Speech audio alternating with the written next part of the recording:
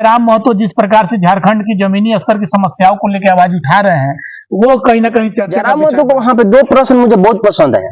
एक तो उन्होंने प्रश्न किया था विधानसभा में कि आप बजट में सरकारी स्कूलों के लिए कई करोड़ रुपया पे बजट कर देते हैं, लेकिन जब बजट में सरकारी मंत्री हैं, विधायक हैं, सांसद हैं, जिला में किसी बड़े पोस्ट पे अधिकारी हैं, आपके बच्चे उस स्कूल में क्यों नहीं जा रहे? कि सरकारी हॉस्पिटलों के लेके सरकारी हॉस्पिटल में कई हजार करोड़ का बजट पेश कर दिया जाता है कि इतना करोड़ रुपया सरकारी हॉस्पिटलों में के द्वारा यह जो आवाज उठाया गया है, इससे यही साफ जाहिर होता है जो महिला नौकरी कर रही है उनको 2000 मिल रहा है। जय हिंद। हमारे साथ है तिरुदस्ता का ऑनर संतोष जी। अभी इन्हीं से हम लोग बात करने वाले, क्योंकि यह बिहार और झारखंड दोनों राज्यों को कवरेज करते हैं और खासकर जयराम महतो को इनका फोकस रहता है क्योंकि वो नए विधायक है। इस बार जब विधानसभा चल रहा था तो इन्होंने उनके ऊपर पूरा फोकस किया था कि वो विधानसभा में क्या करें, क्योंकि एक नए चुने गए विधायक थे।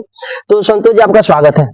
बहुत बहुत स्वागत है। और आपके द्वारा जो बताया जा रहा है कि जयराम महतो पर फोकस था, तो फोकस नहीं था। दरअसल देखिए, युवा चेहरा थे। जिस प्रकार से बिहार में मनीष कश्यप का चेहरा देखे होंगे, पवन सिंह का चेहरा देखे होंगे, तो ये सब युवा चेहरा थे और कहीं ना कहीं ये लोग चुनावी मैदान में उतरे तो सभी की नजर इन पर थी। उसी प्रकार से झारखंड के जयराम महतो भी थे जो कि युवा चेहरा थे और उनके द्वारा पहले भी लोकसभा चुनाव फाइट किया जा चुका है और उसके बाद विधानसभा चुनाव जो फाइट किए वो खुद अपने पार्टी से फाइट किए और उसमें कहीं ना कहीं वो जीते। हालांकि उनके द्वारा और भी सीटों पर टिकट देने का काम किया गया था, लेकिन उनका एक ही सीट निकला। अब सवाल यह है कि एक जयराम महतो और उनके अवज में लगभग 80-81 विधायक है वहां पे।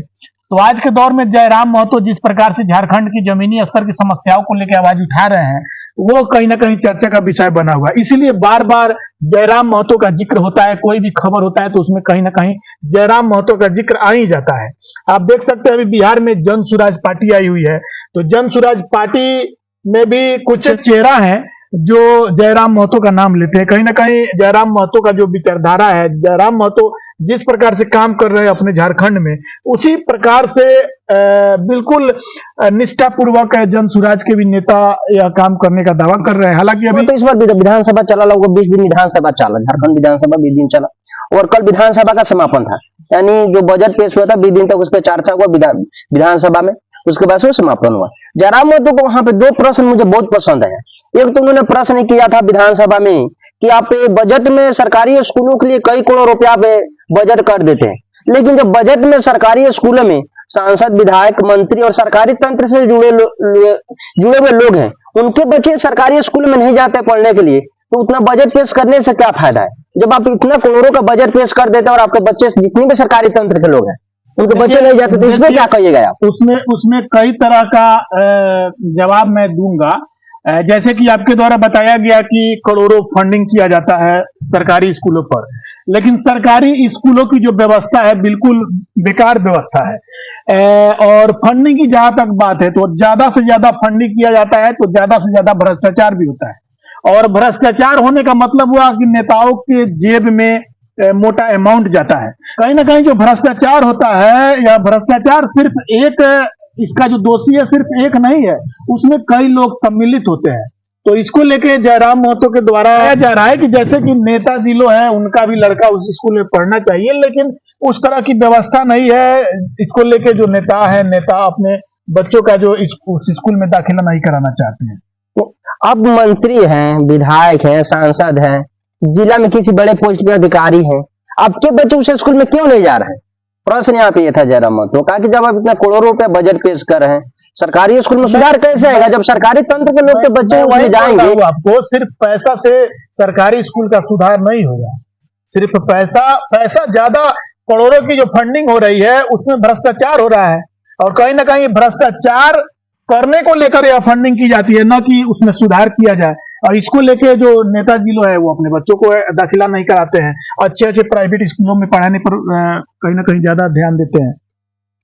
यहाँ पे एक और उन्होंने प्रश्न उठाया था जयराम महतो ने कि सरकारी हॉस्पिटलों के लेके सरकारी हॉस्पिटल में कई हजार करोड़ का बजट पेश कर दिया जाता है कि इतना करोड़ रुपया सरकारी हॉस्पिटलों में जाएगा, लेकिन उन्होंने जो उदाहरण वहां पे दिया था कि पूर्व मुख्यमंत्री शिबू सोरेन जो हेमंत सोरेन जी के पिता है और जितने भी बड़े वहां पर मंत्री हो, चाहे स्वास्थ्य मंत्री हो, चाहे अभी के मुख्यमंत्री हो, चाहे सांसद, विधायक हो, वो लोग करोड़ों को बजट पेश करके हॉस्पिटल बनवा रहे हैं। रिम्स बनवाया गया झारखंड में, उसमें इलाज नहीं करवाते हैं, अपने इलाज करवाने के लिए दिल्ली जाते हैं, देखिए, बेंगलुरु जाते हैं, गुजरात जाते हैं। आपका तो फिर आप सवाल बजट आप देखिए। पेश कर रहे हैं, तो फिर आप लोग उसमें क्यों नहीं इलाज करवाओ? जब बढ़िया से व्यवस्था दे ही रहे, तो क्यों नहीं उसमें इलाज करवा रहे? वही मैं बता रहा हूँ। अब देखिए, सिर्फ झारखंड को ही मत देखिए, आप यहाँ पे बिहार में भी देख लीजिए। बिहार में लालू प्रसाद यादव जी का तबीयत खराब हुआ था, तो उनको पारस हॉस्पिटल में एडमिट किया गया था। तो पारस हॉस्पिटल तो सरकारी हॉस्पिटल है नहीं, वो प्राइवेट हॉस्पिटल है, उसमें अच्छे तरीका से इलाज होता है। इसको लेकर लालू प्रसाद यादव जी को वहां पे एडमिट किया गया था। उसी प्रकार से झारखंड में, जैसे कि आपके द्वारा सरकारी स्कूलों की जो व्यवस्था को लेकर बात किया गया, उसी प्रकार से सरकारी अस्पतालों की भी व्यवस्था है। पैसा तो खर्च किया जा रहा है, भवन बन जा रहा है, लेकिन वहां पे जो पर्याप्त डॉक्टर नहीं मिल पाते। अगर डॉक्टर है भी तो अपना प्राइवेट क्लिनिक चलाने के चक्कर में लगे हुए हैं, और आप वहां पे इलाज कराने जाते हैं तो वहां पे डॉक्टरों की मौजूदगी नहीं रहती है, जिसको लेके वहां पे इलाज ठीक ढंग से नहीं होता है। और साथ ही वहां पे जो मशीनरी लगी हुई है, जो मशीन्स लगे हुए हैं, वो भी कहीं ना कहीं ठीक ढंग से काम नहीं करते हैं। बहुत सारे हॉस्पिटलों में एक्सरे मशीन है, तो उसमें जो एक्सरे होते हैं, उसमें एक्सरा में ठीक ढंग से उसका रिपोर्ट नहीं आ पाता है। तो इस तरह की तमाम जो समस्याएं है उत्पन्न है, इसको लेके कहीं ना कहीं नेताजी लोग है कि अच्छे अस्पतालों में अपना जाके इलाज कराते हैं। जरा मत एक और वहां पे प्रश्न उठाए थे कि 75% किसी भी कंपनियों, सरकारी या प्राइवेट कंपनियों को लेकर, कि 75% वहां यानी लोकल लोगों को उसमें नौकरी देना चाहिए और 25% बाहरी लोगों को नौकरी देना चाहिए।